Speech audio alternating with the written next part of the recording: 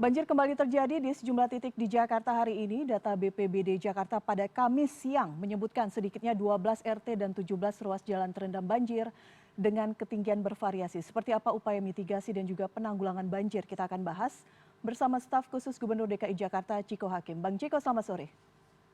Selamat sore, semoga suara saya terdengar ya, karena Terdengar saya nggak pakai headset. baik, terdengar cukup jelas saat ini Bang Ciko.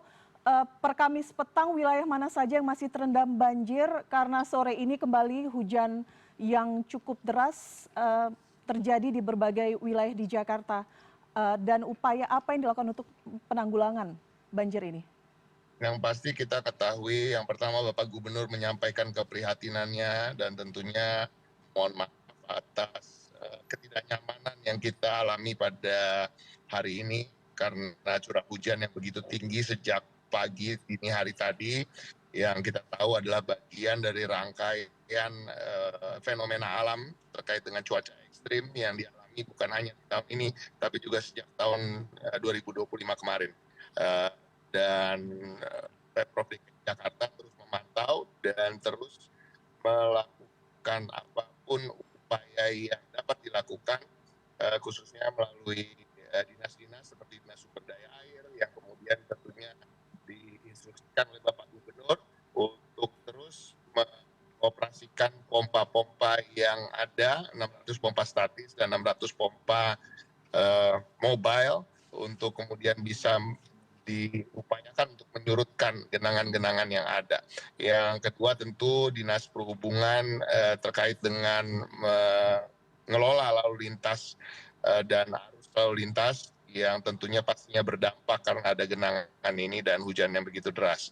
Dan tentu pihak dari Dinas Satpol PP dan juga Gulkarmat ketahui juga diterapkan dan disiapkan melakukan pengetatan di mana perlu, bahkan kendaraan-kendaraan Satpol PP sekarang digunakan juga untuk mengangkut warga-warga yang terhambat dalam mobilitasnya pulang dari sekolah dan pulang dari pekerjaan, yang tentunya kendaraan-kendaraan yang bisa melalui genangan-genangan ini. Dan tentu harapan kami selain tentunya agar cuaca ini berangsur membaik, tetapi juga modifikasi cuaca bahkan ini dilakukan 2 kali dari Pemprov bersama BMKG dan BPBD, dan harapan kami tentu kembali lagi alam ini kan nggak bisa diajak bicara ya, Ya. tetapi tentu curah hujan yang begitu tinggi ini bisa intensitasnya menurun ke depan. Oke, baik. Karena Bang Ciko menyebutkan operasi modifikasi cuaca bahkan hari ini dilakukan hingga 2 kali, tapi kemudian kita melihat dampaknya curah hujan masih cukup tinggi. Ada evaluasi khusus tidak terkait operasi modifikasi cuaca ini, Bang Ciko? Terkait dengan modifikasi cuaca, kita harus memahami dulu bahwa modifikasi cuaca ini sesungguhnya tidak bisa menghilangkan hujan sama sekali. Artinya tidak berarti kalau kita melakukan modifikasi cuaca, kemudian tiba-tiba cuaca menjadi terang benderang, matahari menjadi terik, tapi memang ini adalah musimnya, musim penghujan, apalagi curah hujannya begitu ekstrim, tidak seperti misalnya 2-3 tahun atau 4-5 tahun yang lalu, dan ini suatu hal yang apa yang bisa dilakukan oleh modifikasi cuaca hanya menurunkan intensitas. Jadi kalau kita lihat fenomenanya seperti hujan yang ada ini kan dia turun, kemudian deras, kemudian tidak menjadi deras, rintik-rintik, kemudian berhenti, kemudian hujan lagi. Nah itulah imbas dari apa yang kita lakukan modifikasi cuaca. Dan tentu apabila tidak dilakukan modifikasi cuaca tersebut, kita bisa mengira-ngira bahwa hujan lebatnya ini turunnya terus-menerus tanpa henti. Jadi ini sudah dilakukan secara upaya yang maksimal, namun Bapak Gubernur tidak memberi batas waktu untuk sampai kapan kita melakukan ini, tapi lebih kepada kita terus mengupayakan apa yang kita bisa upayakan termasuk modifikasi cuaca ke depan. Dan anggaran sudah disiapkan untuk 1 bulan ke depan, namun tidak menutup kemungkinan apabila memang harus diperpanjang dia akan kita lakukan. Karena tentunya dampak dari banjir dan genangan ini nilai ekonominya lebih tinggi dibandingkan biaya yang harus kita keluarkan untuk modifikasi cuaca. Baik.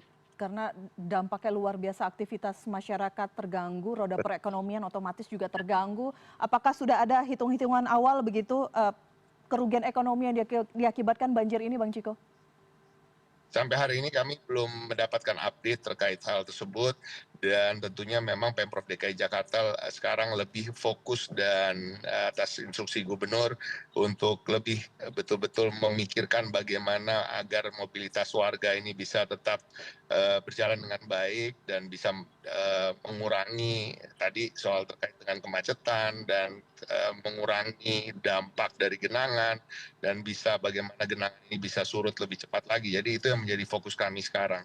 Dan tentunya akan ada hitung-hitungan terkait itu, dan mudah-mudahan kembali lagi kita berharap cuaca bersahabat dan bersih